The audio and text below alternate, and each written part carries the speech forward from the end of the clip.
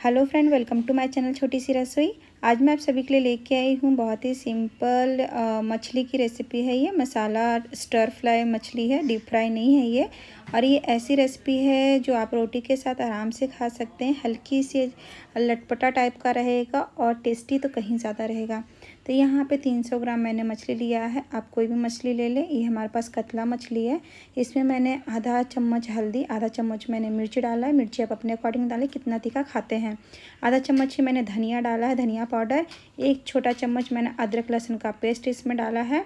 इसी के साथ में मैंने इसमें कश्मीरी लाल मिर्च डाला है, तो 1 चम्मच डाला है कलर के लिए। आपको अगर कलर नहीं चाहिए तो आप इसको स्किप कर सकते हैं। इसी के साथ में हम टेस्ट के अकॉर्डिंग नमक डाल देंगे। तो 4 पीस है, ये 300 ग्राम मछली है, उसमें 1 छोटा चम्मच नमक आराम से गया है। इसमें हम काफ़ी सारा धनिया डाल देंगे। साथ में आप 2-3 पत्ते कड़ी पत्ता के भी डाल दें, बड़े साइज़ के थे उसको तोड़ के डाल दीजिए।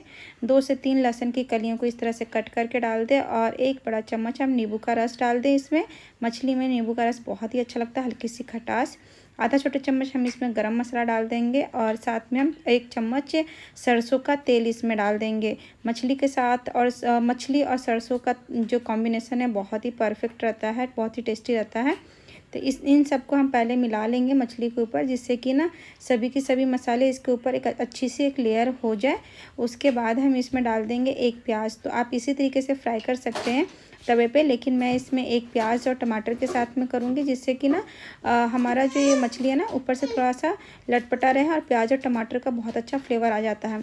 1 चम्मच मैंने इसमें बेसन डाला है। बेसन को भी अच्छे से हम इसके ऊपर लगा लेंगे। हम बेसन से मसाले के अंदर एक कोटिंग आ जाती है, थोड़ी सी हल्की सी मोटी, तो सभी मछलियों पर अच्छे से लग जाती है। इसे हम 10 से 20 मिनट के लिए आप आराम से रेस्ट पे छोड़ दें, और जिससे कि सभी मसाले मछली के अंदर तक चले जाएं।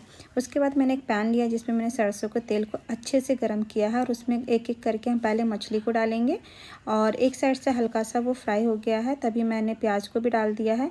हमें प्याज को एक साथ में नहीं डालना, मतलब साइड में मैंने डाला है, मछली को अलग से डाला है। इसे हम फ्राई करेंगे दोनों साइड से। देख रहे हैं अच्छे से थोड़ा सा पक गया है, मछली दोनों साइड से लाल हो गया है। उसके बाद हम इसमें 1 कटा हुआ टमाटर डाल दिए हैं, थोड़ा सा धनिया डाल दिए हैं, और इसको हम उलटते पलटते हुए अच्छे से मछली के पकने तक हम पकाएंगे, और हमारा जो प्याज और टमाटर है ना वो सॉफ्ट हो जाएगा। तो ये मैंने बहुत ही आसान रेसिपी आपको बताई है, कोई भी इसे बना के खा लेगा, बैचलर हो या कुछ भी। और ये रोटी के साथ परफेक्ट जाता है, तो आप इसे बनाइए, खाइए। और अगर आपको मेरी ये वीडियो पसंद आई हो तो लाइक ज़रूर कीजिएगा, कमेंट ज़रूर कीजिएगा, बेल आइकन को भी ज़रूर दबा लीजिएगा, जिससे मेरे वीडियो का नोटिफिकेशन आपको सबसे पहले मिले।